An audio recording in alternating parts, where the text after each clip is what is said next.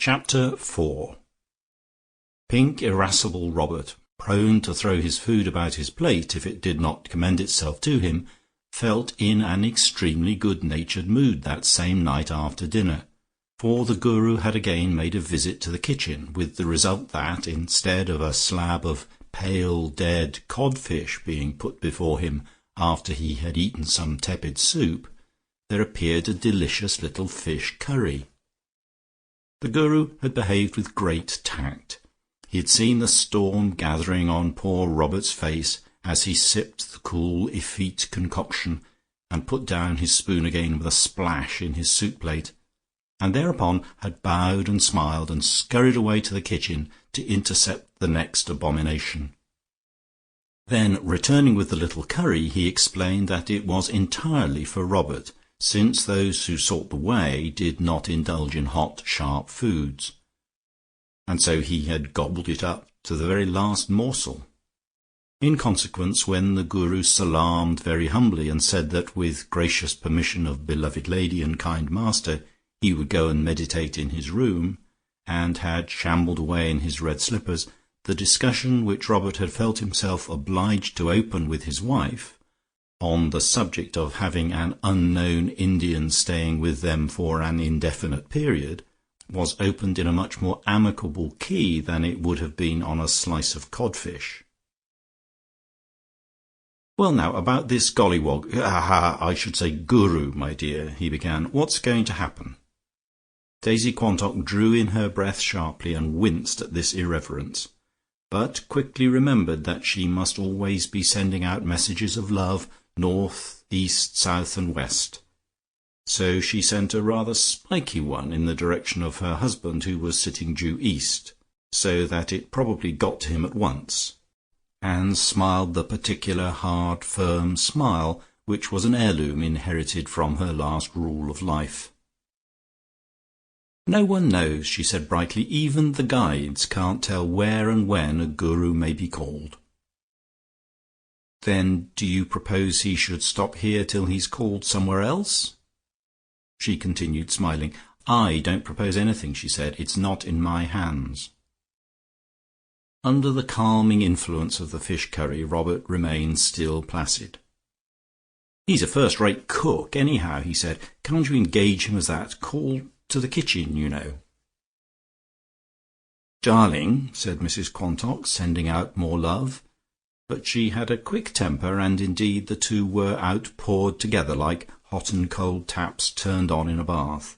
The pellucid stream of love served to keep her temper moderately cooled. "Well, ask him," suggested Mr Quantock. "As you say, you never can tell where a Guru may be called. Give him £40 a year and beer money." "Beer," began Mrs Quantock, when she suddenly remembered George's story about Rush and the Guru and the brandy bottle, and stopped. "Yes, dear, I said beer," remarked Robert a little irritably, "and in any case I insist that you dismiss your present cook. You only took her because she was a Christian Scientist, and you've left that little sheepfold now. You used to talk about false claims, I remember. Well, her claim to be a cook is the falsest I ever heard of. I'd sooner take my chance with an itinerant organ grinder. But that fish curry tonight, and that other thing last night, that's what I mean by good eating." The thought even of good food always calmed Robert's savage breast. It blew upon him as the wind on an aeolian harp hung in the trees, evoking faint sweet sounds. "I'm sure, my dear," he said, "that I shall be willing to fall in with any pleasant arrangement you make about your Guru, but it really isn't unreasonable in me to ask what sort of arrangement you propose. I haven't a word to say against him, especially when he goes to the kitchen. I only want to know if he is going to stop here a night or two, or a year or two. Talk to him about it tomorrow, with my love. I wonder if he can make bisque soup." Daisy Quantock carried quite a quantity of material for reflection upstairs with her.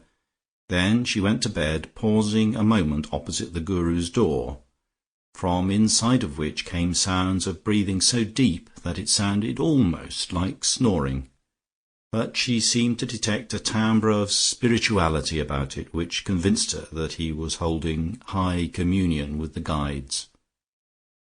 It was round him that her thoughts centred. He was the tree through the branches of which they scampered chattering. Her first and main interest in him was sheer guruism, for she was one of those intensely happy people who pass through life in ecstatic pursuit of some idea, which those who do not share it call a fad.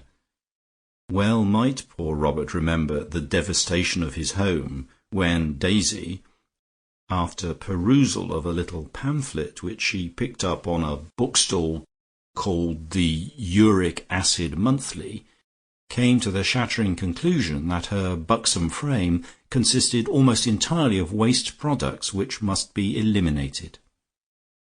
For a greedy man the situation was frankly intolerable, for when he continued his ordinary diet (this was before the cursed advent of the Christian Science cook), she kept pointing to his well-furnished plate, and told him that every atom of that beef or mutton and potatoes turned from the moment he swallowed it into chromogens and toxins, and that his apparent appetite was merely the result of fermentation. For herself, her platter was an abominable mess of cheese and protein powder and apples and salad oil, while round her, like saucers of specimen seeds, were ranged little piles of nuts and pine branches, which supplied body-building material, and which she weighed out with scrupulous accuracy, in accordance with the directions of the Uric Acid Monthly. Tea and coffee were taboo, since they flooded the body with purins, and the kitchen boiler rumbled day and night to supply the rivers of boiling water with which, taken in sips, she inundated her system. Strange gaunt females used to come down from London, with small parcels full of tough food that tasted of travelling bags, and contained so much nutrition that a portmanteau full of it would furnish the daily rations of an army. Luckily, even her iron constitution could not stand the strain of such ideal living for long, and her growing anemia threatened to undermine a constitution seriously impaired by the precepts of perfect health. A course of beefsteaks and other substantial viands, loaded with uric acid, restored her to her former vigour. Thus reinforced, she plunged with the same energy as she had devoted to repelling uric acid into the embrace of Christian Science.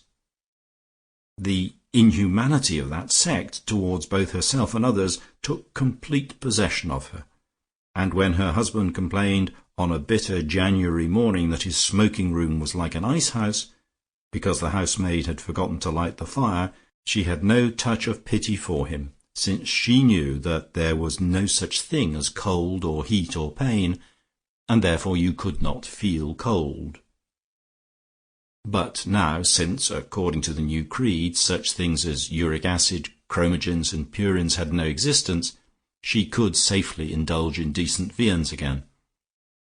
But her unhappy husband was not a real gainer in this respect, for while he ate, she tirelessly discoursed to him on the new creed, and asked him to recite with her the true statement of being. And on the top of that she dismissed the admirable cook, and engaged the miscreant from whom he suffered still, though Christian Science, which had allowed her cold to make so long a false claim on her, had followed the uric acid fad into the limbo of her discarded beliefs. But now once more she had temporarily discovered the secret of life in the teachings of the Guru, and it was, as has been mentioned, sheer Guruism that constituted the main attraction of the new creed. That then being taken for granted, she turned her mind to certain side issues, which to a true Risemite were of entrancing interest. She felt a strong suspicion that Lucia contemplated annexing her Guru altogether, for otherwise she would not have returned so enthusiastic a response to her note, nor have sent Georgie to deliver it, nor have professed so violent an interest in the Guru. What then was the correctly diabolical policy to pursue? Should Daisy Quantock refuse to take him to Mrs. Lucas altogether, with a message of regret that he did not feel himself sent? Even if she did this, did she feel herself strong enough to throw down the gauntlet, in the shape of the Guru, and, using him as the attraction, challenge darling Lucia to mutual combat, in order to decide who should be the leader of all that was advanced and cultured in Riseholme society? Still following that ramification of this policy, should she bribe Georgie over to her own revolutionary camp, by promising him instruction from the Guru? Or, following a less dashing line, should she take darling Lucia and Georgie into the charmed circle, and, while retaining her own right of treasure trove, yet share it with them in some inner ring, dispensing the Guru to them, if they were good, in small doses? Mrs. Quantock's mind resembled in its working the manoeuvres of a moth distracted by the glory of several bright lights. It dashed at one, got slightly singed, and forgetting all about that, turned its attention to the second and the third, taking headers into each in turn, without deciding which, on the whole, was the most enchanting of those luminaries. So, in order to curb the exuberance of these frenzied excursions, she got a half sheet of paper and noted down the alternatives that she must choose from. 1. Shall I keep him entirely to myself? 2. Shall I run him for all he is worth and leave out L? 3. Shall I get G on my side? 4. Shall I give L and G bits? She paused a moment, then, remembering that he had voluntarily helped her very pretty housemaid to make the beds that morning, saying that his business, like the Prince of Wales, was to serve, she added, 5. Shall I ask him to be my cook? For a few seconds the brightness of her eager interest was dimmed as the unworthy suspicion occurred to her that perhaps the prettiness of her housemaid had something to do with his usefulness in the bedrooms, but she instantly dismissed it. There was the bottle of brandy, too, which he had ordered from Rush's. When she had begged him to order anything he wanted and cause it to be put down to her account, she had not actually contemplated brandy. Then, remembering that one of the most necessary conditions for progress in yoga was that the disciple should have complete confidence in the Guru, she chased that also out of her mind. But still, even when the lines of all possible policies were written down, she could come to no decision, and, putting her paper by her bed, decided to sleep over it. The rhythmical sounds of hallowed breathing came steadily from next door, and she murmured Om, Om in time with them. The hours of the morning between breakfast and lunch were the time which the inhabitants of Riseholme chiefly devoted to spying on each other. They went about from shop to shop on household businesses, occasionally making purchases which they carried away with them in little paper parcels with convenient loops of string, but the real object of these excursions was to see what everybody else was doing, and learn what fresh interests had sprung up like mushrooms during the night. Georgie would be matching silk at the draper's, and very naturally he would carry them from the obscurity of the interior to the door, in order to be certain about the shades, and keep his eyes on the comings and goings in the street. And very naturally Mr. Lucas, on his way to the market gardener's to inquire whether he had yet received the bulbs from Holland, would tell him that Lucia had received the piano arrangement of the Mozart trio.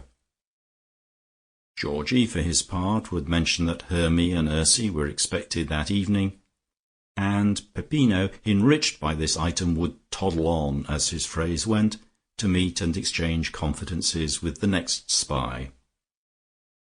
He had noticed incidentally that Georgie carried a small oblong box with hard corners, which, perfectly correctly, he conjectured to be cigarettes for Hermy and Ursie, since Georgie never smoked. "Well, I must be toddling on," he said, after identifying Georgie's box of cigarettes, and being rather puzzled by a bulge in Georgie's pocket. "You'll be looking in some time this morning, perhaps?" Georgie had not been quite sure that he would, for he was very busy owing to the arrival of his sisters and the necessity of going to Mr. Holroyd's in order that that artist might accurately match the shade of his hair with a view to the expensive toupee. But the mention of the arrival of the Mozart now decided him. He intended anyhow, before he went home for lunch, to stroll past the Hurst and see if he did not hear, to adopt a mixed metaphor, the sound of the diligent practice of that classical morsel going on inside. Probably the soft pedal would be down, but he had marvellously acute hearing, and he would be very much surprised if he did not hear the recognizable chords, and even more surprised if, when they came to practice the piece together, Lucia did not give him to understand that she was reading it for the first time. He had already got a copy and had practised his part last night, but then he was in the superior position of not having a husband who would inadvertently tell on him. Meantime, it was of the first importance to get that particular shade of purple silk that had none of that tarsome magenta tint in it. Meantime also it was of even greater importance to observe the movements of Riseholme. Just opposite was the village green, and as nobody was quite close to him, Georgie put on his spectacles, which he could whisk off in a moment.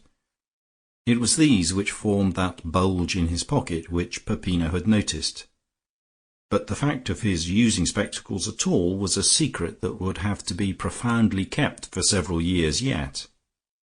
But as there was no one at all near him, he stealthily adjusted them on his small straight nose.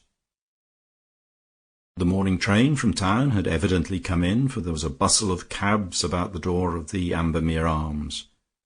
And the thing that thrilled him to the marrow was the fact that Lady Ambermere's motor was undoubtedly among them. That must surely mean that Lady Ambermere herself was here, for when poor thin Miss Lyall, her companion, came into Riseholme to do shopping, or transact such business as the majestic life at the Hall required, she always came on foot, or in very inclement weather in a small two-wheeled cart like a hip-bath. At this moment, steeped in conjecture, who should appear walking stiffly with her nose in the air, as if suspecting and not choosing to verify some faint unpleasant odour, but Lady Ambermere herself, coming from the direction of the Hurst. Clearly she must have got there after Peppino had left, or he would surely have mentioned the fact that Lady Ambermere had been at the Hurst, if she had been at the Hurst. It is true that she was only coming from the direction of the Hurst, but Georgie put into practice in his mental processes Darwin's principle, that in order to observe usefully you must have a theory. Georgie's theory was that Lady Ambermere had been at the Hurst just for a minute or two, and hastily put his spectacles in his pocket. With the precision of a trained mind, he also formed the theory that some business had brought Lady Ambermere into Riseholme, and that taking advantage of her presence there, she had probably returned a verbal answer to Lucia's invitation to her garden party, which she would have received by the first post this morning. He was quite ready to put his theory to the test when Lady Ambermere arrived at the suitable distance for his conveniently observing her and for taking off his hat. She always treated him like a boy, which he liked. The usual salutation passed. "I don't know where my people are," said Lady Ambermere majestically. "Have you seen my motor?" "Yes, dear lady, it's in at your own arms," said Georgie brightly. "Happy motor." If Lady Ambermere unbent to anybody, she unbent to Georgie. He was of quite good family, because his mother had been a Bartlett and a second cousin of her deceased husband. Sometimes, when she talked to Georgie, she said "we," implying thereby his connection with the aristocracy, and this gratified Georgie nearly as much as did her treatment of him as being quite a boy still. It was to him, as a boy still, that she answered. "Well, the happy motor, you little rascal, must come to my arms instead of being at them," she said, with the quick wit for which Riseholme pronounced her famous. "Fancy being able to see my motor at that distance. Young eyes!" It was really young spectacles, but Georgie did not mind that. In fact, he would not have corrected the mistake for the world. "Shall I run across and fetch it for you?" he asked. "In a minute, or whistle on your fingers like a vulgar street boy," said Lady Ambermere. "I'm sure you know how to." Georgie had not the slightest idea, but with the courage of youth, presuming, with the prudence of middle age, that he would not really be called upon to perform so unimaginable a feat, he put 2 fingers up to his mouth. "Here goes, then," he said, greatly daring. He knew perfectly well that the dignity of Lady Ambermere would not permit rude vulgar whistling, of which he was hopelessly incapable, to summon her motor. She made a feint of stopping her ears with her hands. "Don't do anything of the kind," she said. "In a minute you shall walk with me across to the Arms. But tell me this first. I have just been to say to our good Mrs. Lucas that very likely I will look in at her garden party on Friday, if I have nothing else to do. But who is this wonderful creature she is expecting? Is it an Indian conjurer? If so, I should like to see him, because when Ambermere was in Madras I remember one coming to the Residency who had cobras and that sort of thing. I told her I didn't like snakes, and she said there shouldn't be any. In fact, it was all rather mysterious, and she didn't at present know if he was coming or not. I only said no snakes. I insist on no snakes." Georgie relieved her mind about the chance of there being snakes, and gave a short précis of the ascertained habits of the Guru, laying special stress on his high caste.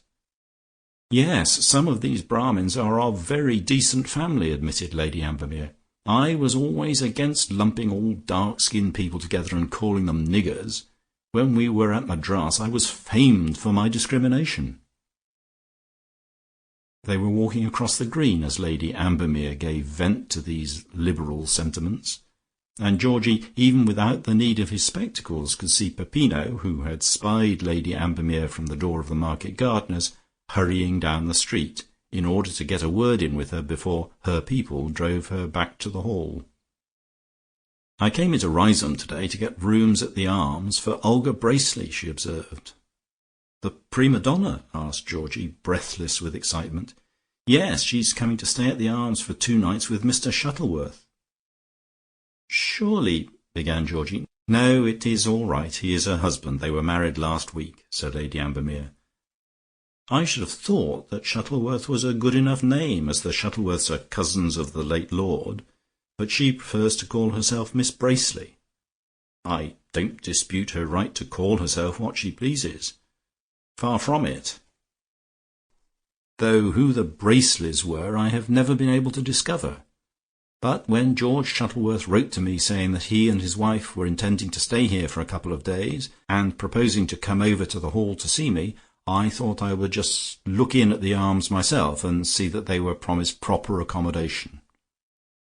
They will dine with me tomorrow. I have a few people staying, and no doubt Miss Bracely will sing afterwards. My Broadwood was always considered a remarkably fine instrument. It was very proper of George Shuttleworth to say that he would be in the neighbourhood, and I dare say she's a very decent sort of woman." They had come to the motor by this time, the rich, the noble motor, as Mr. Pepys would have described it, and there was poor Miss Lyall, hung with parcels and wearing a faint sycophantic smile. This miserable spinster, of age so obvious as to be called not the least uncertain, was Lady Ambermere's companion, and shared with her the glories of the Hall, which had been left to Lady Ambermere for life. She was provided with food and lodging, and the use of the cart like a hip bath when Lady Ambermere had errands for her to do in Riseholme. So what could a woman want more? In return for these bounties, her only duty was to devote herself body and mind to her patroness, to read the paper aloud, to set Lady Ambermere's patterns for needlework, to carry the little Chinese dog under her arm and wash him once a week, to accompany Lady Ambermere to church, and never to have a fire in her bedroom. She had a melancholy, wistful little face. Her head was inclined with a backward slope on her neck, and her mouth was invariably a little open, showing long front teeth, so that she looked rather like a roast hare sent up to table with its head on. Georgie always had a joke ready for Miss Lyall, of the sort that made her say, "Oh, Mr. Pilson," and caused her to blush. She thought him remarkably pleasant. Georgie had his joke ready on this occasion.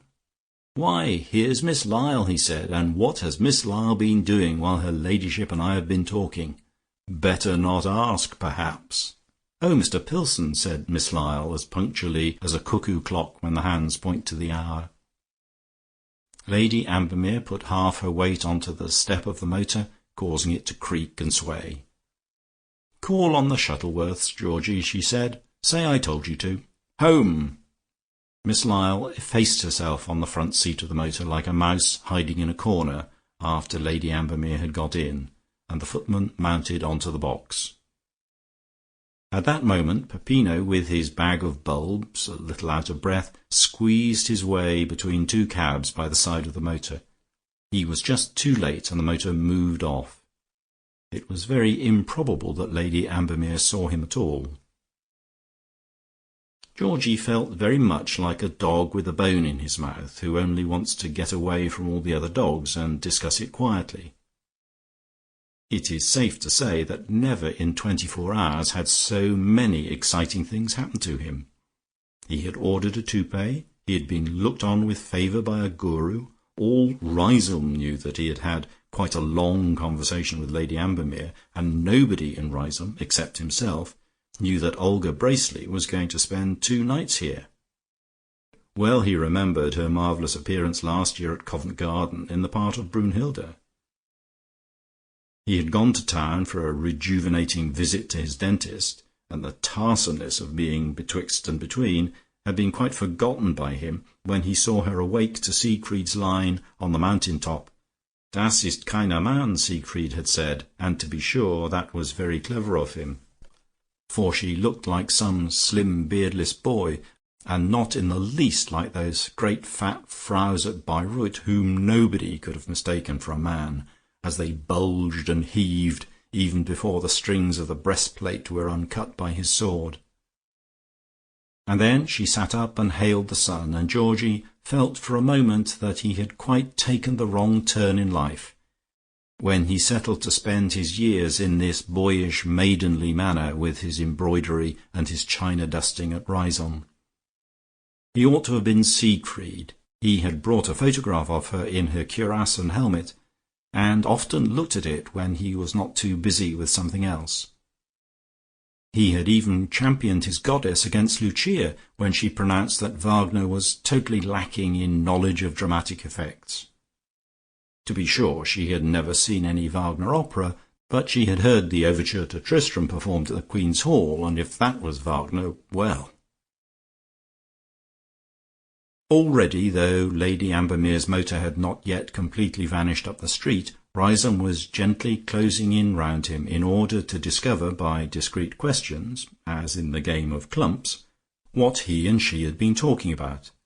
There was Colonel Boucher with his 2 snorting bulldogs closing in from one side, and Mrs. Weston in her bath chair being wheeled relentlessly towards him from another, and the 2 Miss Antrobuses sitting playfully in the stocks on the third, and Peppino at close range on the fourth. Everyone knew, too, that he did not lunch till 1:30, and there was really no reason why he should not stop and chat as usual. But with the eye of the true general he saw that he could most easily break the surrounding cordon by going off in the direction of Colonel Boucher, because Colonel Boucher always said, "Oh, hum, by Jove," before he descended into coherent speech, and thus Georgie could forestall him with "Good morning, Colonel," and pass on before he got to business. He did not like passing close to those slobbering bulldogs, but something had to be done. Next moment he was clear, and saw that the other spies, by their original impetus, were still converging on each other, and walked briskly down towards Lucia's house, to listen for any familiar noises out of the Mozart trio. The noises were there, and the soft pedal was down just as he expected. So, that business being off his mind, he continued his walk for a few 100 yards more, meaning to make a short circuit through the fields, cross the bridge over the happy stream that flowed into the Avon, and regain his house by the door at the bottom of the garden. Then he would sit and think. The Guru, Olga Bracely. What if he asked Olga Bracely and her husband to dine, and persuaded Mrs. Quantock to let the Guru come? That would be 3 men and 1 woman, and Hermy and Ursie would make all square. 6 for dinner was the utmost that Foljambe permitted. He had come to the stile that led into the fields, and sat there for a moment. Lucia's tentative melodies were still faintly audible, but soon they stopped, and he guessed that she was looking out of the window. She was too great to take part in the morning spying that went on round about the green, but she often saw a good deal from her window. He wondered what Mrs. Quantock was meaning to do.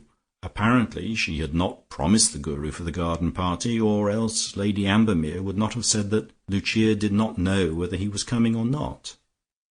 Perhaps Mrs. Quantock was going to run him herself, and grant him neither to Lucia nor Georgie. In that case he would certainly ask Olga Bracely and her husband to dine. And should he or should he not ask Lucia?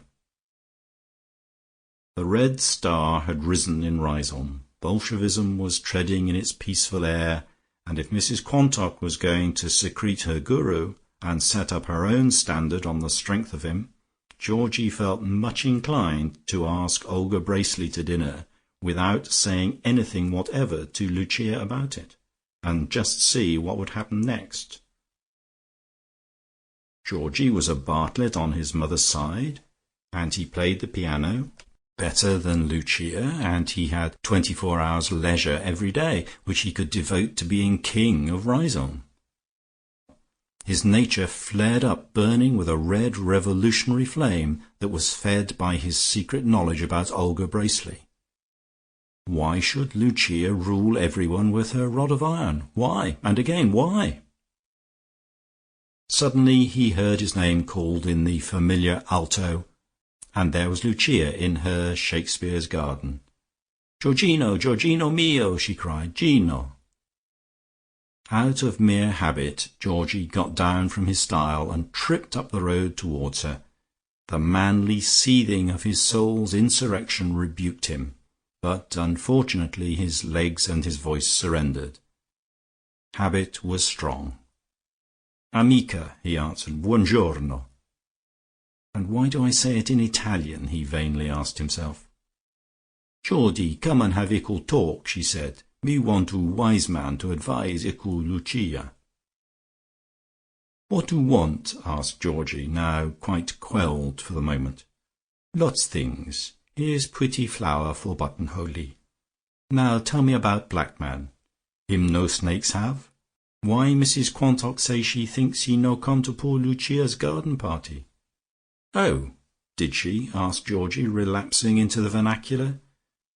"Yes. Oh, and by the way, there's a parcel come which I think must be the Mozart trio. Will you come over tomorrow morning and read it with me? Yes, about 11:30 then? But never mind that." She fixed him with her ready birdie eye. "Daisy asked me to ask him," she said, "and so to oblige poor Daisy I did, and now she says she doesn't know if he'll come. What does that mean? Is it possible that she wants to keep him to herself? She has done that sort of thing before, you know." This probably represented Lucia's statement of the said case about the Welsh attorney, and Georgie, taking it as such, felt rather embarrassed. Also that bird-like eye seemed to gimlet its way into his very soul, and divine the secret disloyalty that he had been contemplating. If she had continued to look into him, he might not only have confessed to the gloomiest suspicions about Mrs. Quantock, but have let go of his secret about Olga Bracely also, and suggested the possibility of her and her husband being brought to the garden party, but the eye at this moment unscrewed itself from him again and travelled up the road. "There's the Guru," she said. "Now we will see." Georgie, faint with emotion, peered out between the form of the peacock and the pineapple on the yew hedge, and saw what followed. Lucia went straight up to the Guru, bowed and smiled, and clearly introduced himself. In another moment he was showing his white teeth and salaaming, and together they walked back to the Hurst, where Georgie palpitated behind the yew hedge. Together they entered, and Lucia's eye wore its most benignant aspect.